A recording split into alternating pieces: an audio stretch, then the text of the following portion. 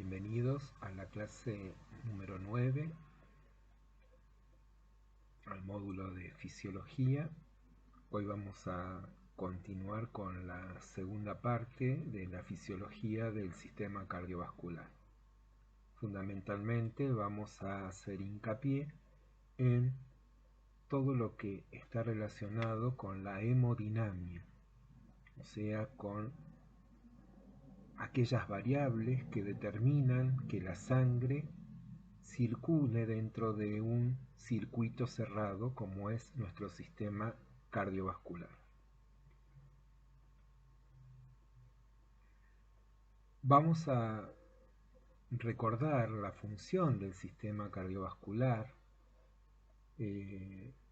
Una es sostener el flujo en el sistema capilar. ¿Para qué? Para aportarle a los tejidos oxígeno, para poder aportarle sustratos que van a ser utilizados para el metabolismo celular, para proveer de mediadores químicos que van a actuar para que, por ejemplo, las enzimas puedan funcionar y de esta manera desarrollar reacciones químicas dentro de la célula, para poder transportar células que sirvan para la defensa de los tejidos y para aportar a las células y al tejido mediadores que van a actuar en el caso de una lesión, lo que llamamos una lesión que va a provocar un proceso hemostático. También vamos a necesitar de un flujo para poder remover de los tejidos el dióxido de carbono, ese dióxido de carbono que se produce por el metabolismo celular. A su vez también para remover protones que también se van a ir produciendo dentro de las células por distintos tipos de reacciones químicas. También otros productos metabólicos celulares, como por ejemplo cuerpos cetónicos, como puede ser amoníaco, para llevarlo al hígado y ahí poderlo transformar en urea, y otros mediadores químicos generales. También es necesario sostener el flujo en el sistema capilar de órganos para mantener la temperatura corporal, por ejemplo en la piel, para remover productos de secreción, por ejemplo las glándulas endocrinas que producen las hormonas, y esas hormonas van a ir a actuar generalmente en órganos distantes a las glándulas que producen esas sustancias químicas. Por lo tanto, desde las glándulas endocrinas hacia los órganos diana, donde van a funcionar esas hormonas, donde van a generar su efecto, son transportados a través de la sangre. También para absorber los sustratos metabólicos del tracto digestivo, todo el proceso de absorción de esos nutrientes que después van a ser fundamentales dentro de las células para generar el metabolismo celular y para reabsorber y excretar sustancias a través del riñón.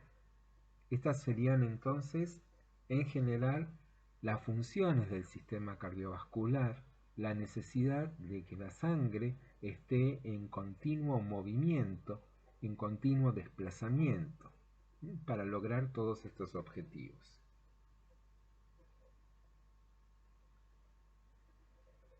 ¿Qué estudia la hemodinamia? La hemodinamia estudia los movimientos de la sangre. Y cuando hablamos de movimiento de la sangre tenemos que ir marcando distintas variables. Una es la variable presión, otra es la variable resistencia y otra es la variable flujo sanguíneo. De estas tres variables, de la relación entre estas tres variables, se va a determinar la circulación sanguínea. La presión, ¿por qué? Porque dentro del sistema cardiovascular, dentro de ese circuito cerrado, hay diferentes presiones que se van dando en función de, fundamentalmente, el ciclo cardíaco. El ciclo cardíaco va a determinar que haya momentos de contracción, por lo cual va a generar un aumento de presión dentro del circuito, un momento de relajación, con lo cual va a generar un descenso de presión en el circuito, y en función de esos gradientes de presiones va a circular la sangre. Siempre la sangre va a circular en una misma dirección, justamente gracias a este gradiente de presiones que se va dando entre el sistema arterial, el sistema arteriolar, el sistema capilar, el sistema venular, el sistema venoso y el corazón. Estos sistemas van a ir modificando su presión y eso es lo que va a permitir que la sangre fluya en una única dirección. La resistencia es justamente esa fuerza que se va a oponer al avance de la sangre a través de los vasos sanguíneos. Esa resistencia la va a generar en parte la pared de los vasos sanguíneos. Habrá vasos que son más elásticos, habrá vasos que son menos elásticos. Esto tiene que ver con la estructura de la capa muscular que tenga el vaso sanguíneo. Habrá vasos que, por lo tanto, ofrezcan menos resistencia y otros vasos que van a ofrecer más resistencia. Además, la resistencia no solamente va a estar determinada por los vasos sanguíneos, sino por la pared del vaso sanguíneo, sino también por el diámetro del vaso. Todo eso va a generar resistencia. Y también va a generar resistencia la propia sangre con su viscosidad. Esa viscosidad que va a permitir que se desplace la sangre bajo la forma de láminas paralelas. Esas láminas van a ir, ese flujo laminar va a ir generando fricción y eso va a ir determinando la forma en que va a ir avanzando la sangre. Y el flujo sanguíneo va a estar determinado por la cantidad de sangre que circule en el circuito vascular. Esta cantidad de sangre va a estar determinada fundamentalmente por la acción del corazón, por ese volumen sanguíneo que el corazón va a eyectar.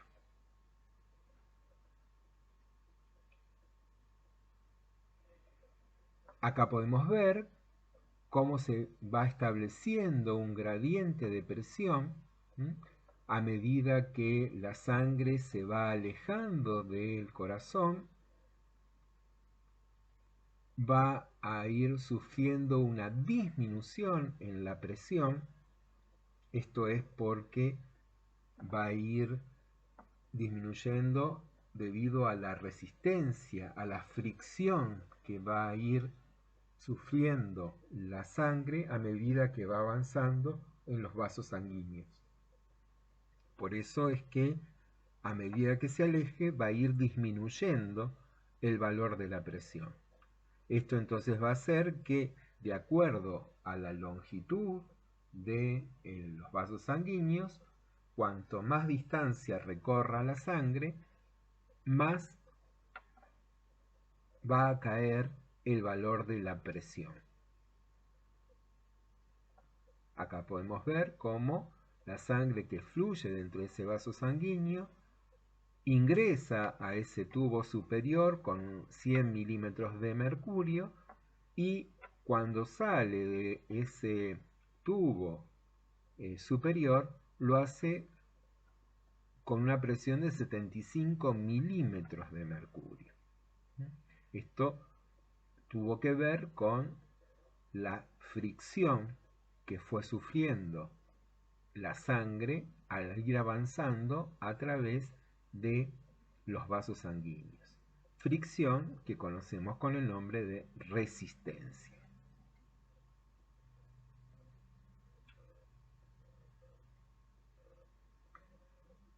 Acá podemos ver cómo partimos de la arteria aorta con un valor de presión alrededor de 120 milímetros de mercurio y cómo a medida que va pasando por las distintas ramas de la aorta va cayendo levemente. Podemos observar que cae bruscamente cuando llega a las arteriolas. Esto es porque las arteriolas, al presentar paredes que tienen esfínteres, o sea que la capa muscular está formada por fibras musculares que forman anillos musculares y que le dan la función de esfínter, que son como válvulas. Esas válvulas van a ir ofreciendo una gran resistencia, por eso es que la presión dentro de las arteriolas va a caer con respecto a la presión que traía desde el sistema arterial. Esa presión va a ir disminuyendo a medida que pase el flujo sanguíneo por los capilares. Esto es porque, bueno, las zonas de capilares son zonas donde va a haber intercambio de sustancias, fluidos que están en la sangre van a pasar a los tejidos y todo eso va a ir generando un descenso de la presión a nivel capilar. Y luego, a medida que entra a las vénulas, va a ir llegando a un descenso, pudiendo ingresar a la vena cava superior e inferior, ingresando a la aurícula y al ventrículo derecho, llegando a tener una presión de 0 milímetros de mercurio. Entonces podemos ver acá cómo se establece el gradiente. Hay un gradiente que parte de 120 milímetros de mercurio de presión sanguínea y llega al ventrículo derecho con una presión sanguínea de 0 milímetros de mercurio. Este gradiente es lo que hace entonces que la sangre circule desde el sistema arterial hacia el sistema venoso, hacia el corazón.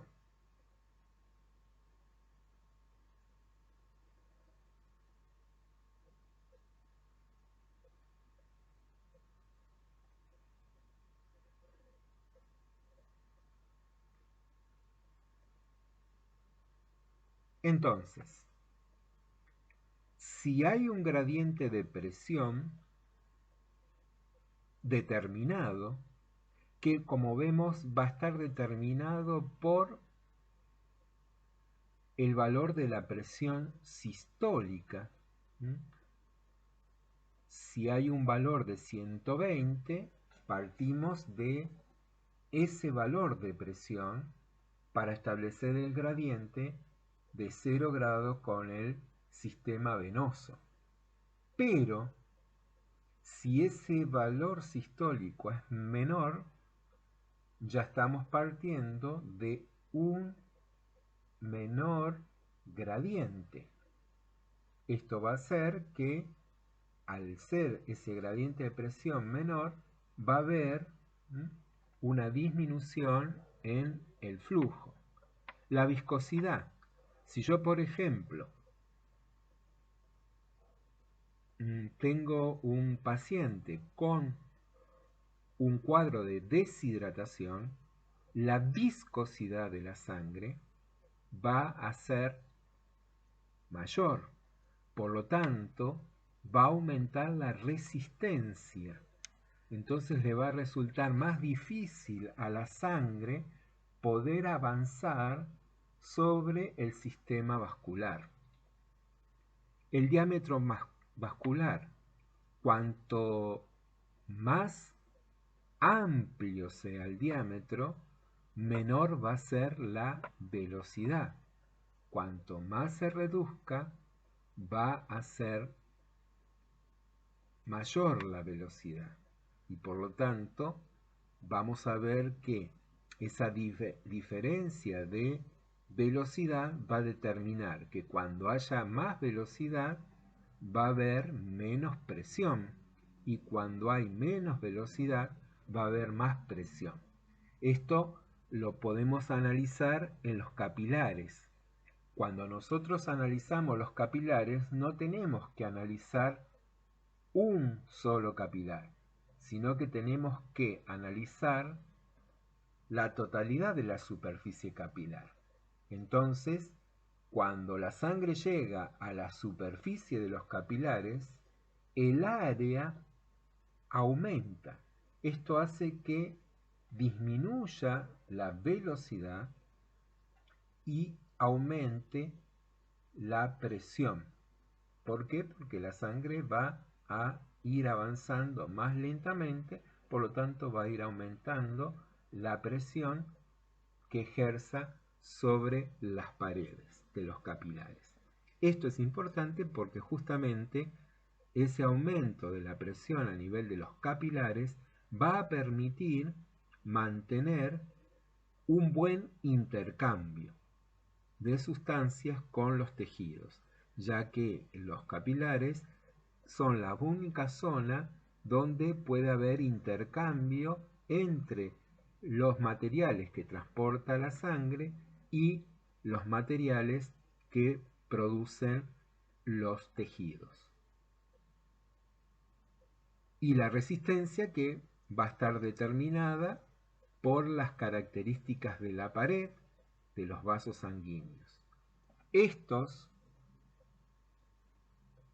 determinantes, el gradiente de presión, la viscosidad, el diámetro vascular y la resistencia, son los que van a determinar la mayor o menor presión arterial.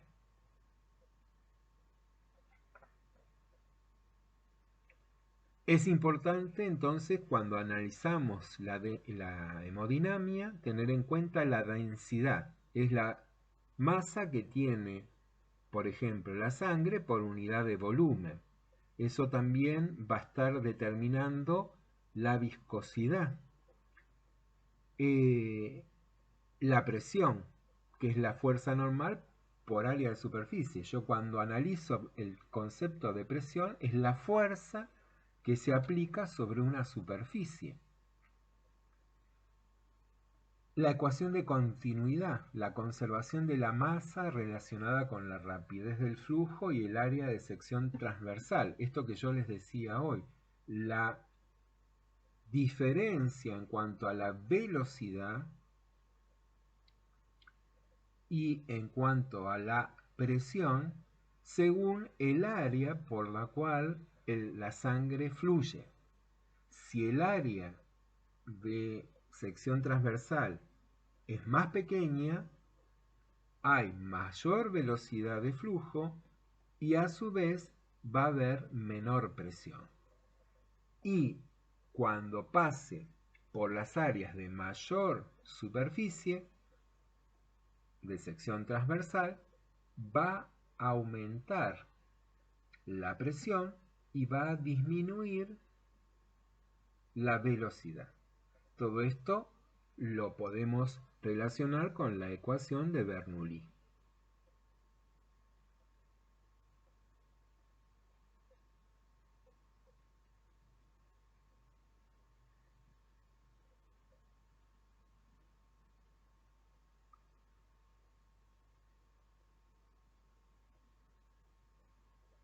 Y la ecuación de Poiseuille lo que hace es relacionar la diferencia de presión con respecto al caudal.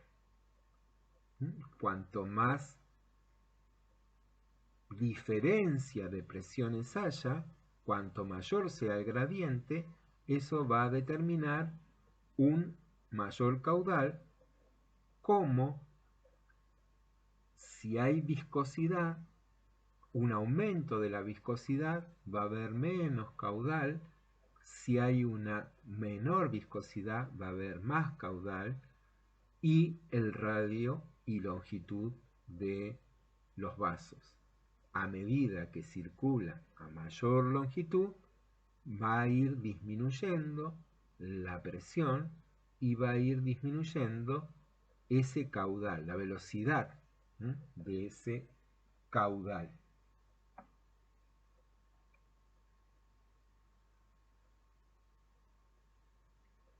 Tenemos que pensar que el circuito vascular está constituido por las arterias. Esas arterias que transportan sangre con presión alta.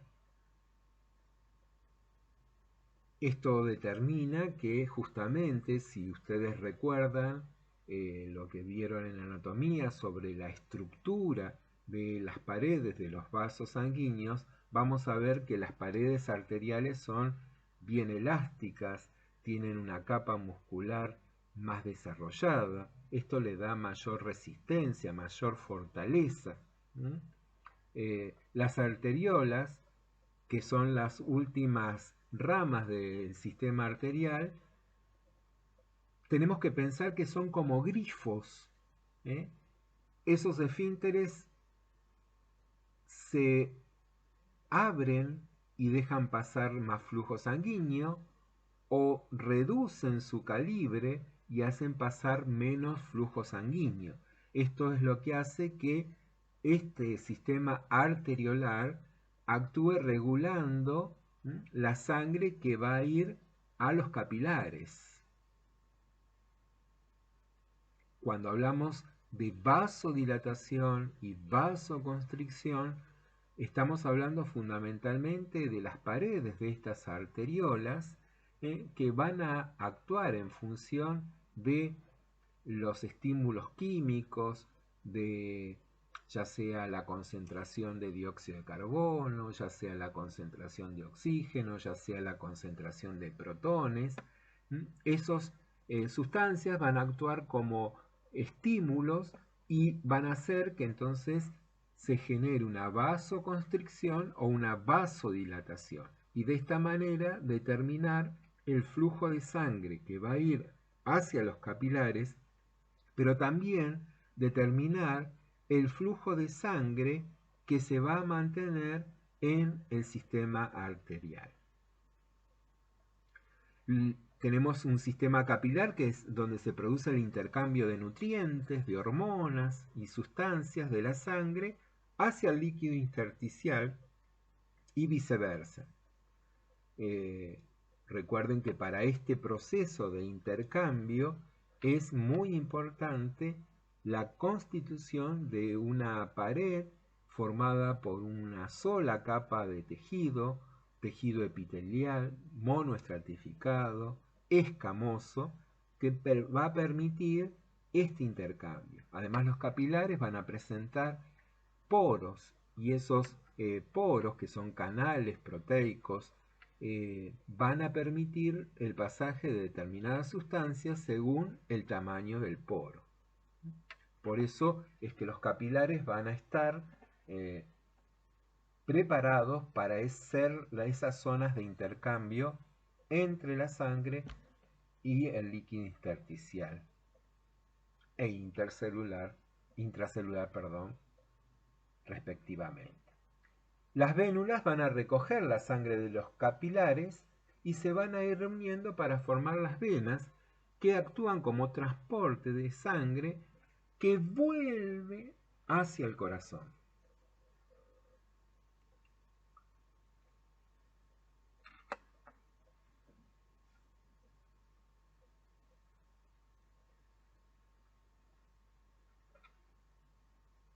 El caudal, recuerden que es el volumen de sangre que pasa por un punto determinado de la circulación en cierto tiempo.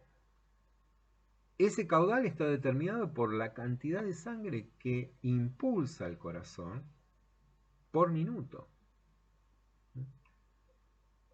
Ese caudal es de 5 litros por minuto, o sea que el corazón bombea sangre por espacio de un minuto y en ese minuto prácticamente casi toda la cantidad de sangre que poseemos ha dado toda una vuelta en el organismo.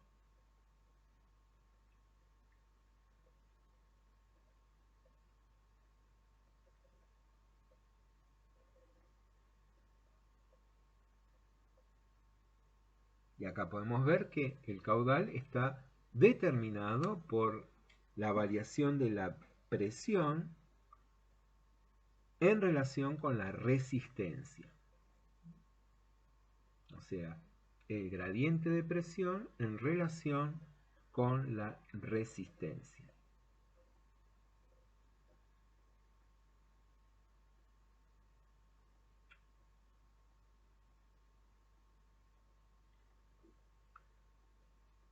La resistencia entonces al flujo sanguíneo es ese impedimento que presentan los vasos sanguíneos, que le presentan al avance de la sangre.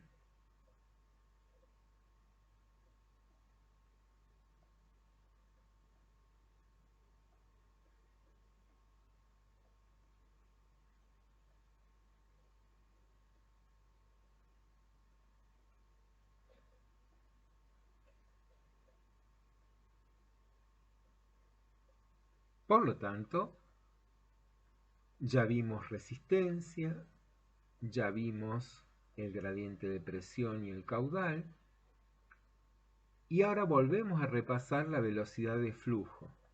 Depende del área del vaso. La velocidad depende del flujo y del área. Para tomar el área, si observamos el esquema, vamos a ver que ingresa al área A, donde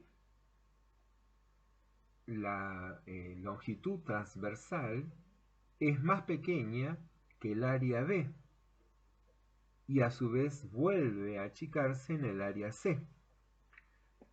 En A, como el área es más pequeña, la velocidad es mayor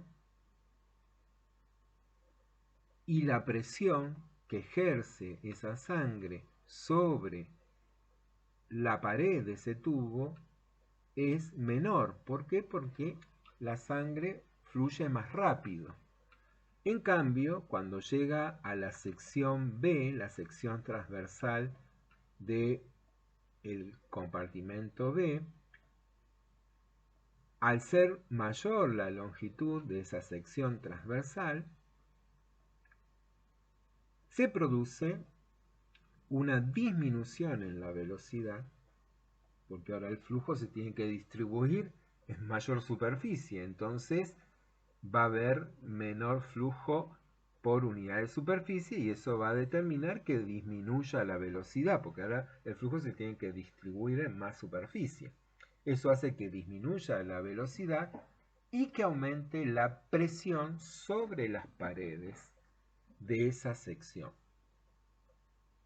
Luego, cuando el flujo vuelve a la sección C, como la sección, el área transversal es más pequeña, ahí vuelve a aumentar la velocidad y disminuye la presión.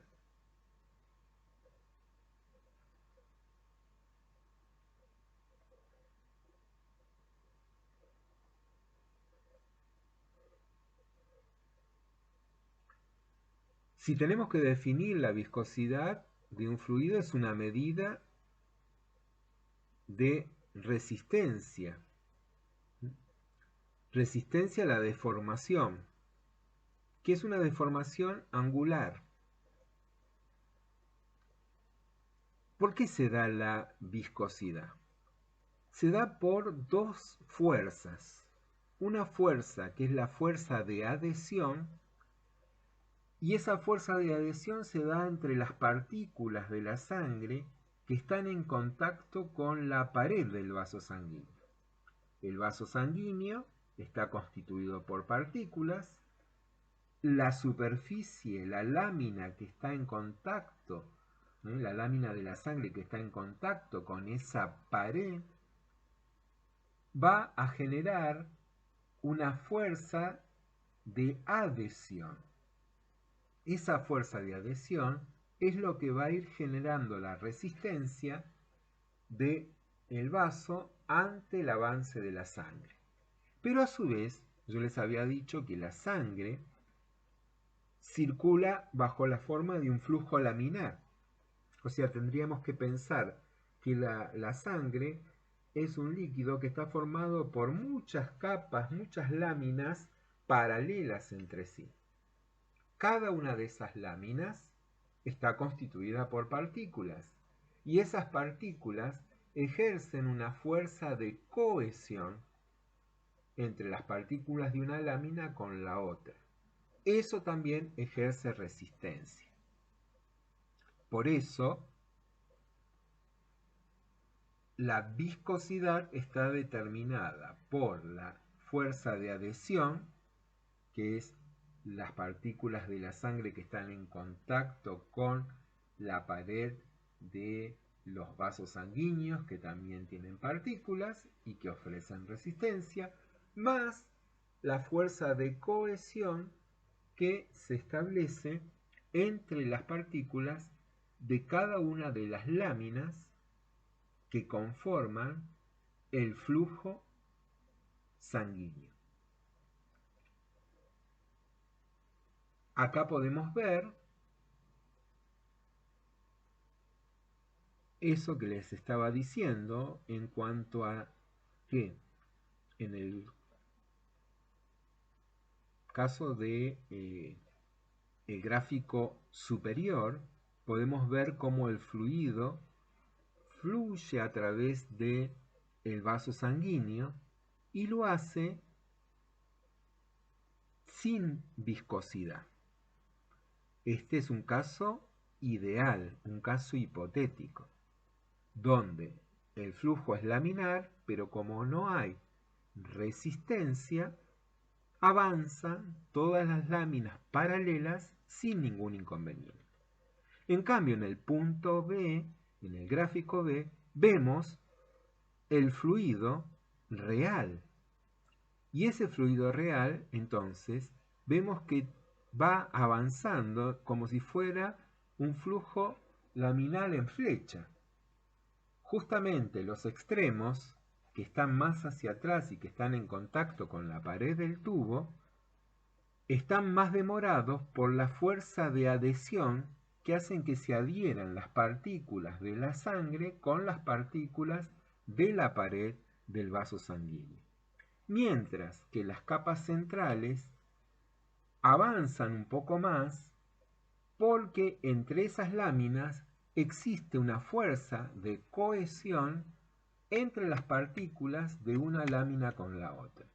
Y esa fuerza de cohesión es menor a la fuerza de adhesión. Por eso toma esa forma cónica, esa forma de punta de flecha, que determina cómo se va dando el fluido a partir de la viscosidad.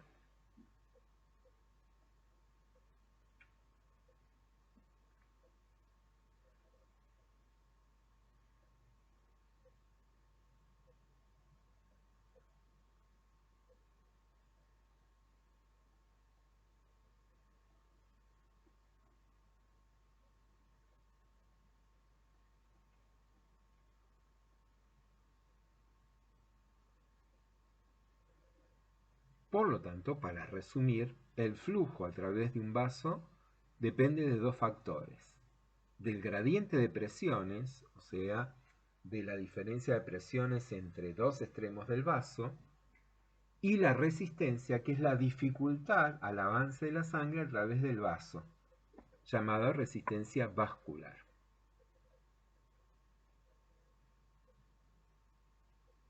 Según la ley de Ohm, el flujo es directamente proporcional a las diferencias de presiones, o sea que cuanto mayor es el gradiente de presiones, mayor es el flujo, por eso es directamente proporcional, vuelvo a repetir, es directamente proporcional a la diferencia de presiones, porque cuanto mayor sea la diferencia, cuanto mayor sea el gradiente, mayor va a ser el flujo. E inversamente proporcional a la resistencia. ¿Esto qué quiere decir? Que a mayor resistencia, menor va a ser el flujo. Por eso estamos hablando de una relación inversamente proporcional. Al aumentar la resistencia, disminuye el flujo.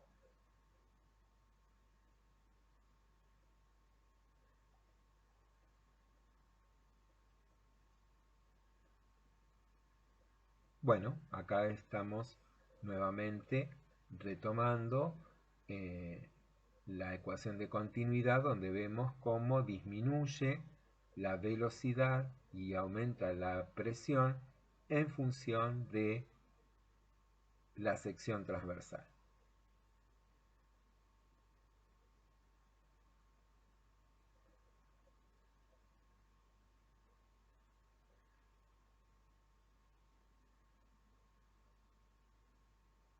Esto es la fórmula que nos permite calcular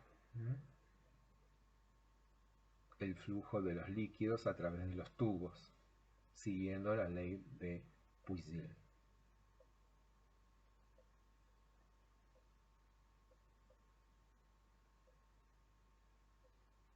Donde acá es importante tener en cuenta el radio del vaso, la longitud del vaso y la viscosidad. Esas variables son las que van a ir determinando el caudal o flujo.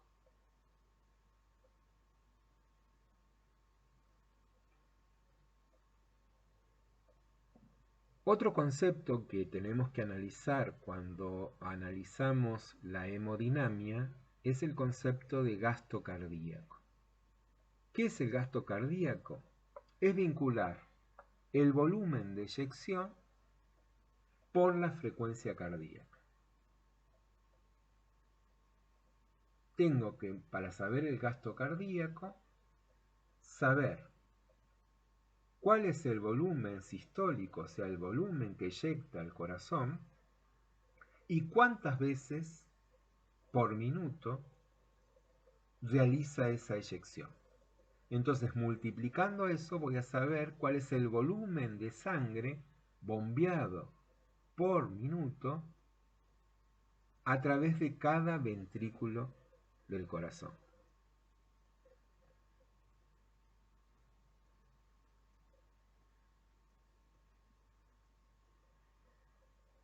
Entonces, si yo tengo una frecuencia cardíaca de 70 latidos por minuto y un volumen de eyección de 70 mililitros en cada latido, al multiplicar 70 por 70, voy a tener 4.900 mililitros por minuto, o sea, los 5 litros por minuto. Ese va a ser el valor del gasto cardíaco.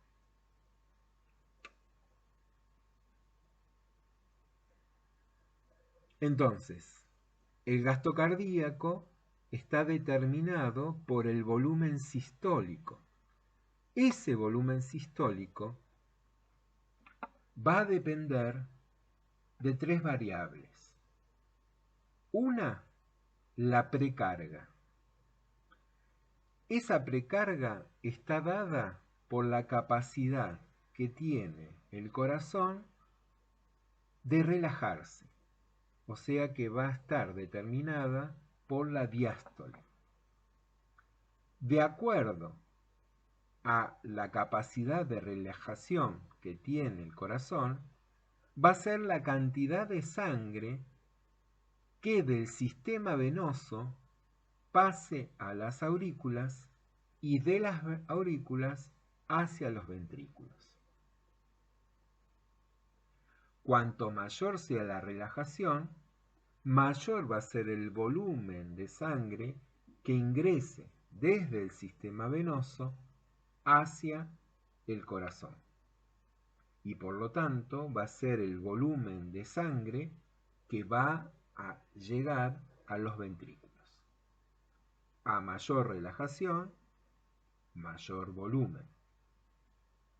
Eso es la precarga. Y está determinada la mayor relajación por la ley de Starling.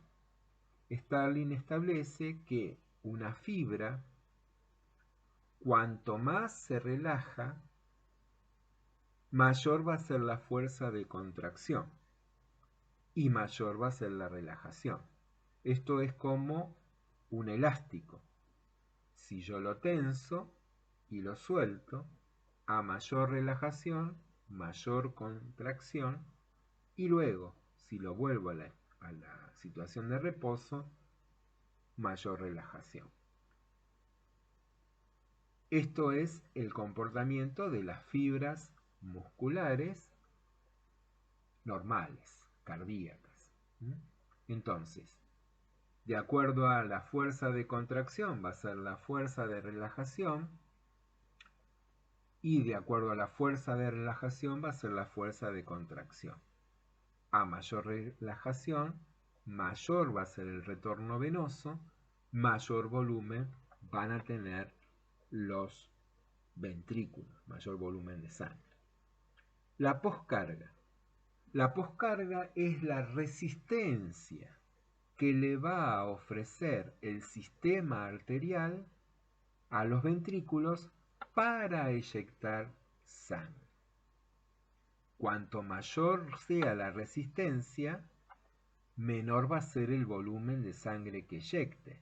Por lo tanto, lo que hay que tratar es de disminuir la resistencia. Si estamos hablando de que la poscarga es la resistencia que le va a ofrecer el sistema arterial, esto va a estar determinado por el valor de la tensión arterial. Cuanto mayor sea la tensión arterial, cuanto mayor sea el valor de presión arterial, mayor va a ser la resistencia y por lo tanto mayor dificultad va a tener los ventrículos para eyectar sangre.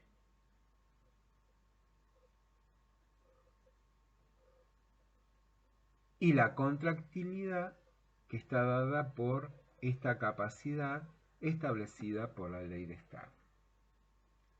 La contractilidad que depende de la elasticidad de las fibras musculares cardíacas y de la capacidad de distensibilidad. Elasticidad, distensibilidad.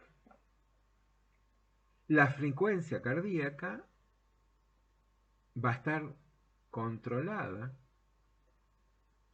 por distintos factores, pero todos van a incidir sobre el sistema nervioso autónomo. En situaciones donde disminuya la concentración de oxígeno, por ejemplo, va a activar al sistema nervioso autónomo para que se active el simpático. Ese simpático va a liberar adrenalina y esa adrenalina va a actuar sobre el nódulo sinusal generando un aumento en la cantidad de veces que se genere el potencial de acción y por lo tanto más veces por minuto se va a generar ese estímulo eléctrico que va a generar la respuesta de contracción. Entonces, si aumenta la liberación de adrenalina por estimulación del simpático, vamos a tener taquicardia. Esto es porque hay un aumento de la actividad del nódulo sinusal. En cambio, si hay una relajación a partir de un proceso de respiración. Cuando se va alcanzando esa relajación, se va a estimular el sistema nervioso autónomo, pero la rama parasimpática. Y ahí se va a liberar acetilcolina. La acetilcolina lo que va a hacer es ponerle un freno al nódulo sinusal y eso va a generar que disminuya la frecuencia cardíaca. Entonces vemos cómo el volumen sistólico está determinado por el valor de la precarga, por el valor de la poscarga, por la contractilidad y la distensibilidad que presenten el corazón, y la frecuencia cardíaca va a estar controlada, regulada por el nódulo sinusal, y si hay algún tipo de descompensación, se va a activar el sistema nervioso autónomo, ya sea activando la vía simpática, generando taquicardia, o activando la vía parasimpática, generando bradicardia.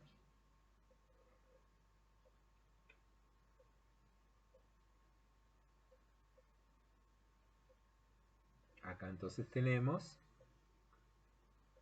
la precarga y la poscarga. ¿Qué puede aumentar la precarga? La hipervolemia, la regurgitación de válvulas cardíacas, la insuficiencia cardíaca.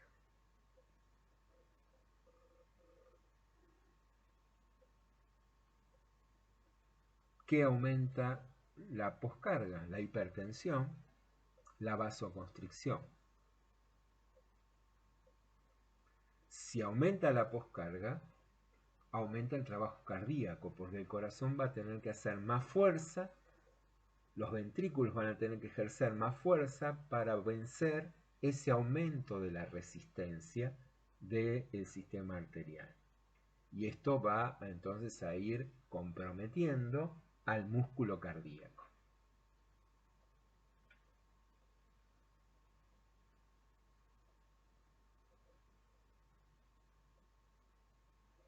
Entonces ahí vemos cómo la precarga está vinculada con la distensibilidad, y esa distensibilidad, la capacidad que tiene para poder relajarse, también va a estar determinando el volumen diastólico.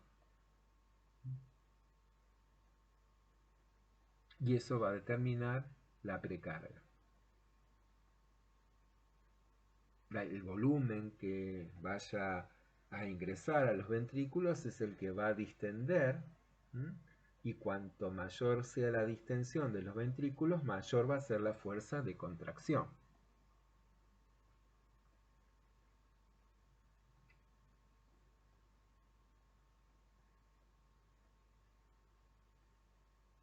Cuando hay mayor resistencia de la aorta, cuando hay mayor resistencia de las arterias del sistema periférico, mayor va a ser la presión que va a tener que desarrollar el ventrículo para poder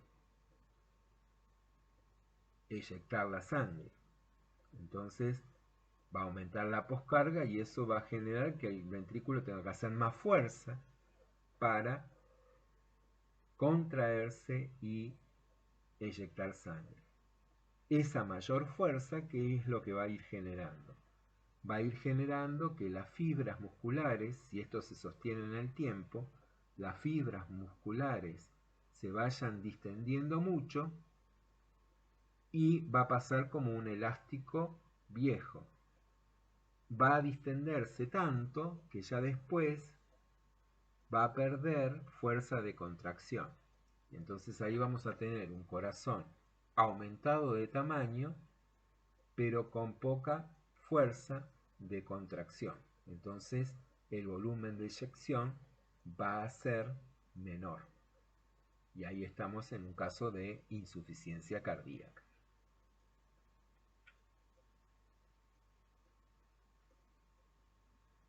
Entonces el volumen de eyección va a depender de la precarga, de la poscarga y de la contractilidad.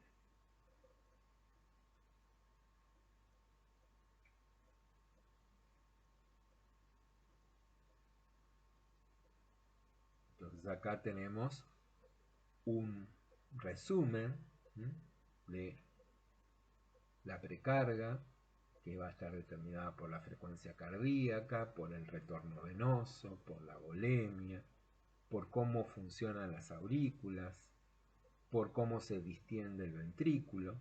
Recuerden que todo eso está relacionado con la cantidad de sangre que va a llegar a los ventrículos. La poscarga va a estar relacionada con el radio, con el grosor, con la resistencia que ofrezca el sistema arterial. La contractilidad va a depender de la masa, esta contractil según la ley de Starling. Si pierde distensibilidad la fibra muscular, la capacidad de contracción va a ir disminuyendo. También la contractilidad va a estar determinada por el valor del pH, por el calcio, como veíamos ayer, la importancia del calcio para generar la contracción. ¿Se acuerdan que justamente la actina con la miosina se podían unir y eso generar el acortamiento de la fibra muscular por presencia de calcio? Entonces los niveles de calcio también pueden influir en la contractilidad.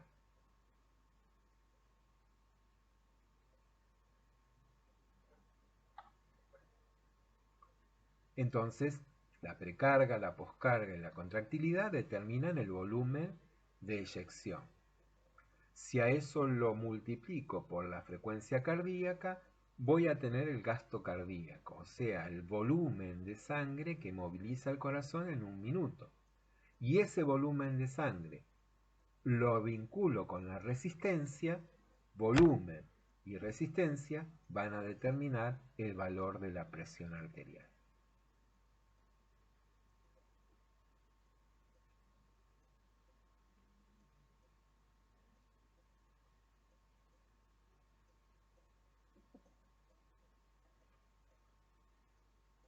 La presión sistólica es el valor que denominamos presión alta, que se produce cuando el corazón se contrae y eyecta ese volumen de sangre. Cuando eyecta ese volumen de sangre hacia el sistema arterial, se produce el valor de presión sistólica o presión máxima. En cambio, el segundo valor de la presión cuando estoy controlando la presión arterial es cuando se produce la diástole, la relajación. Por lo tanto, esa relajación y como ha cesado ese flujo de eyección, el valor de la presión a nivel de las arterias disminuye. Esto pasa entre un latido y el otro. Los valores en un adulto son de 120 a 80, 120 de presión sistólica, presión diastólica 80. Ya cuando empezamos a tener valores de presión sistólica de 140 y valores de presión diastólica de 90, estamos ya ante una situación de hipertensión, donde ya entonces la persona requiere de atención médica.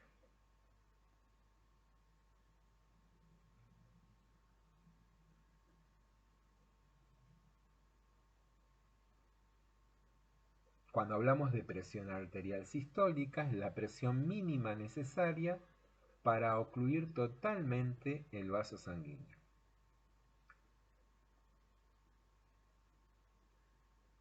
O sea, yo cuando ejerzo una presión con el manguito, ejerzo esa presión hasta llegar a ocluir la circulación y de esta manera dejo de escuchar sonidos. Cuando desinsuflo el manguito, empiezo a tener un primer latido, que es el valor de la presión arterial sistólica. Ese momento hace referencia al funcionamiento del corazón, al estado de los grandes vasos, y es la presión mínima necesaria para ocluir totalmente el vaso. Mientras que la presión arterial diastólica es la presión máxima que aplicamos sobre esa arteria, impidiendo el paso de la sangre. Hace referencia a cómo está el árbol vascular periférico, alejado del corazón.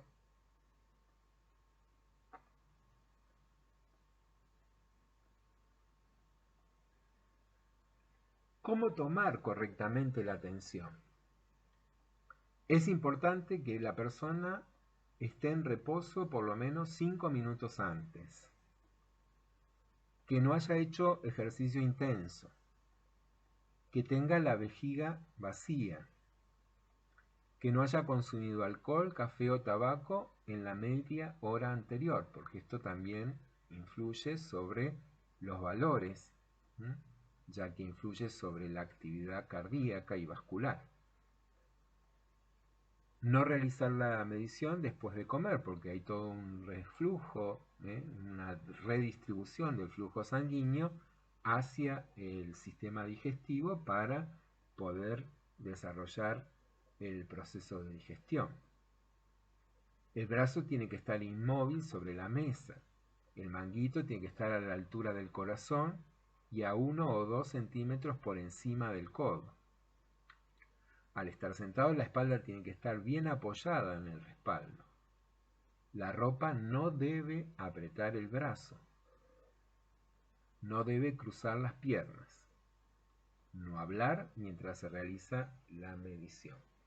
Todos estos detalles hay que tenerlos en cuenta para poder tomar correctamente la tensión.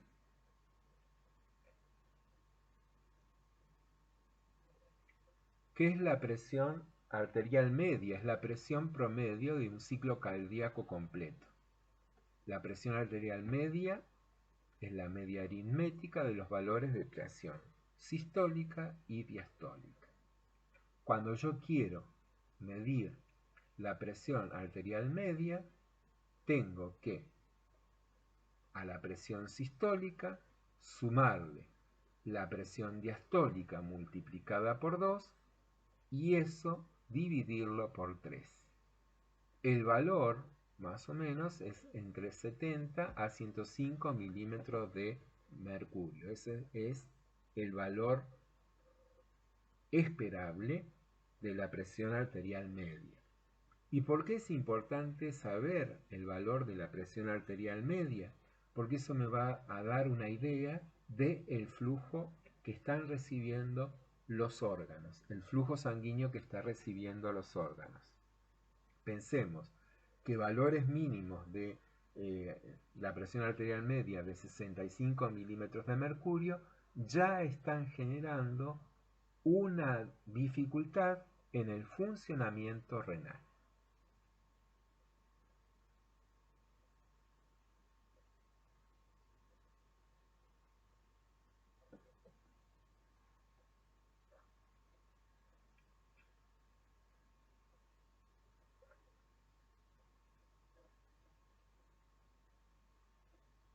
Entonces acá tenemos nuevamente este esquema que nos permite ver la presión arterial, que depende del gasto cardíaco, de la resistencia periférica total, que esa resistencia va a depender de los diámetros de los vasos sanguíneos, que también va a depender de la viscosidad de la sangre, que el gasto cardíaco va a estar determinado por el volumen de eyección y la frecuencia cardíaca, que esa frecuencia cardíaca está regulada por el sistema nervioso simpático y el sistema nervioso parasimpático, que el volumen de eyección está determinado por la precarga y la poscarga, y que todo eso va a estar determinando el volumen de sangre que va a ingresar a los ventrículos en la diástole y el volumen de sangre que va a movilizar los ventrículos en la sístole.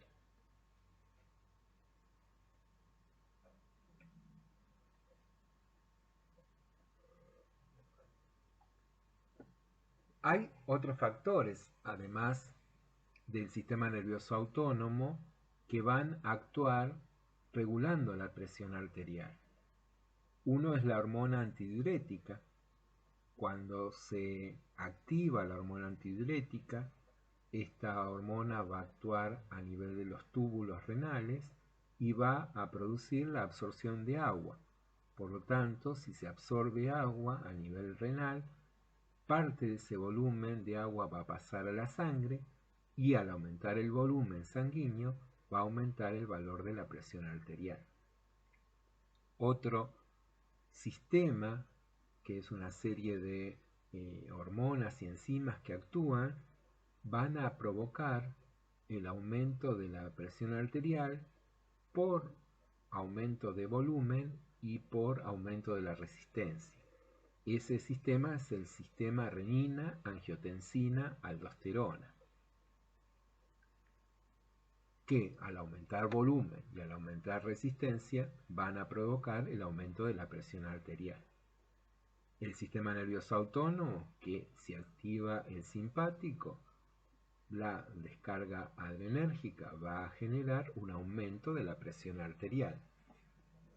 En cambio, el sistema nervioso autónomo sí va a activar el parasimpático, esto va a generar una reducción de la presión arterial. Y hay una hormona que es la hormona natriurética, péptido natriurético auricular, porque es una hormona que se produce en la pared del corazón y que va a actuar en los túbulos renales teniendo un efecto opuesto a la hormona antidiurética. O sea, la hormona natriurética lo que va a hacer es liberar sodio por orina y ese sodio va a llevar consigo agua, por lo tanto va a reducir el volumen. Es el efecto opuesto a la hormona antidiurética.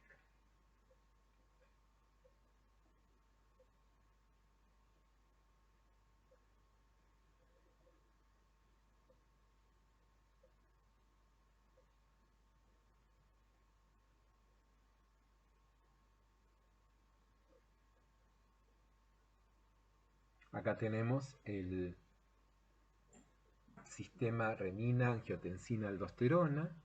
La renina es una enzima que va a producirse en los túbulos renales, en el aparato justaglomerular.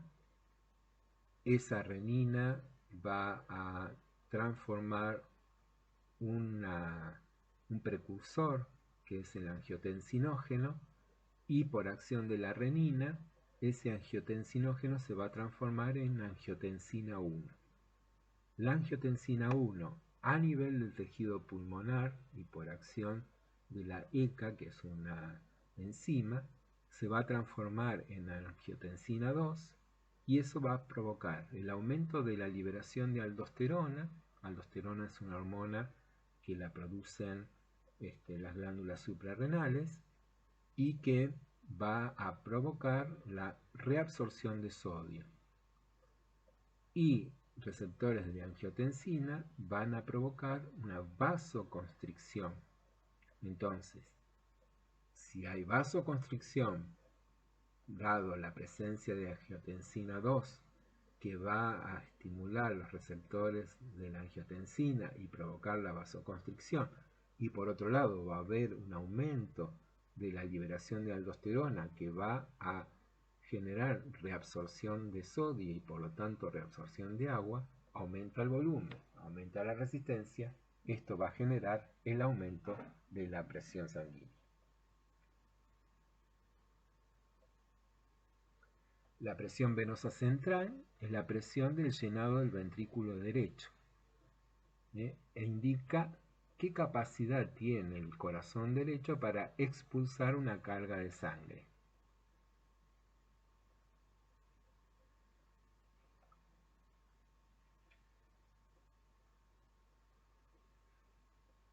Los valores pueden ser de 6 a 12 centímetros de agua, es el valor normal. Menor de 6, ya estamos en casos, por ejemplo, de hipovolemia, de sepsis, de daños en la médula espinal, que pueden estar generando esta caída de la presión venosa central, y el aumento de la presión venosa central ya nos está hablando de una falla cardíaca.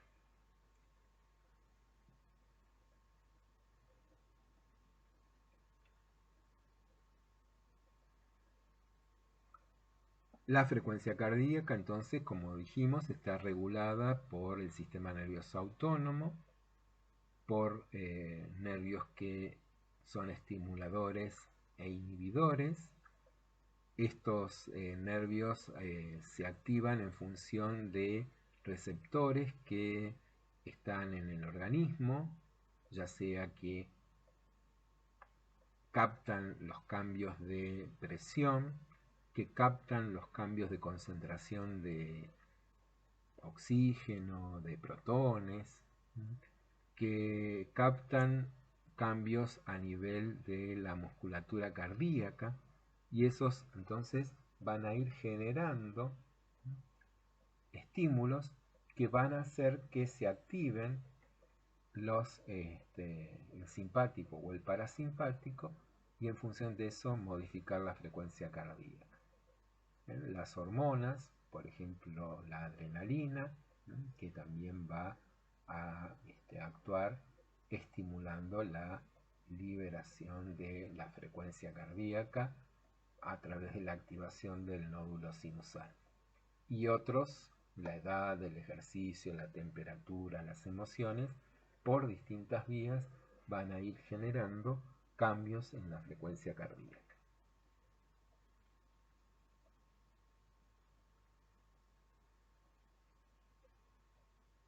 Aquí está más o menos el resumen de todo lo que estuvimos diciendo.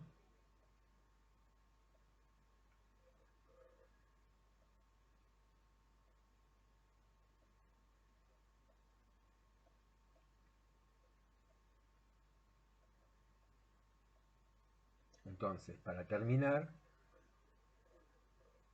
la regulación del sistema cardiovascular está determinado por mecanismos rápidos relacionados con el sistema nervioso que actúan en segundos, por reflejo a partir de receptores que hay en la aorta o en las carótidas que captan cambios en la presión, por receptores que están en la aorta y en la carótida y que captan cambios en la composición química de la sangre, por reflejos que captan la disminución del volumen sanguíneo en un determinado tejido, o sea, la isquemia, o por receptores de baja presión. Esto hace entonces que rápidamente el sistema nervioso, a través del simpático o el parasimpático, actúen sobre el sistema cardiovascular, generando aumento de la frecuencia cardíaca, generando vasodilatación o vasoconstricción. Mecanismos de acción intermedia, minutos, que actúan. Por ejemplo, el sistema renina-angiotensina, la relajación de los vasos inducidos por el estrés, el movimiento de los líquidos a través de las paredes de los capilares, la vasoconstricción por noradrenalina y adrenalina, y la vasoconstricción por la vasopresina. Y mecanismos a largo plazo: el control renal, el equilibrio del balance hidrosalino y el sistema renina-angiotensina-aldosterona.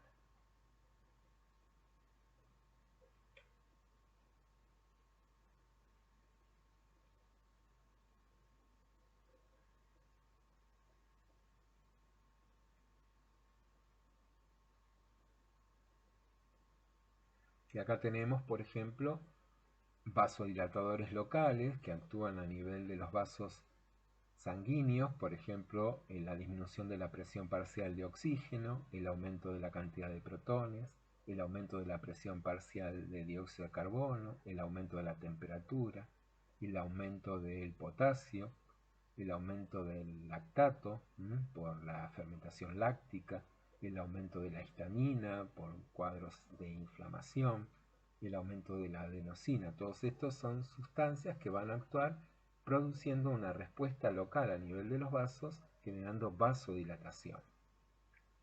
Secretados por el endotelio, o sea, propia pared de los vasos sanguíneos, liberan sustancias como la prostaglina, el óxido nítrico del endotelio, que van a ir provocando vasodilatación.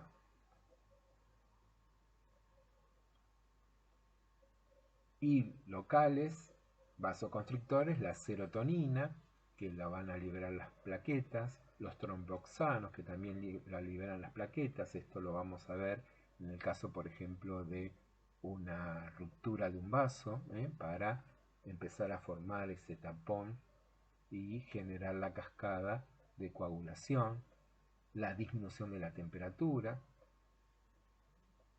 un efecto vasoconstrictor secretado por el endotelio, la endotelina, y los sistémicos, los que habíamos nombrado, adrenalina, noradrenalina, angiotensina, vasopresina.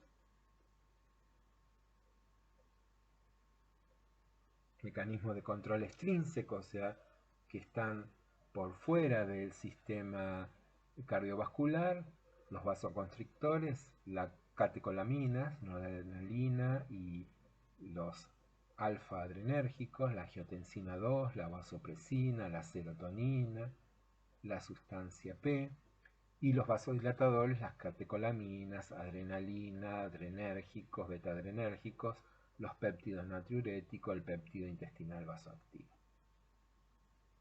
Bueno, con esto tenemos un panorama sobre la dinámica de funcionamiento del sistema cardiovascular. Por supuesto, esto amerita un repaso, lectura, profundización de la información para poder ir construyendo el conocimiento y de esta manera poder comprender el funcionamiento de este sistema importante para la vida de las personas. Muchas gracias, que tengan buen día.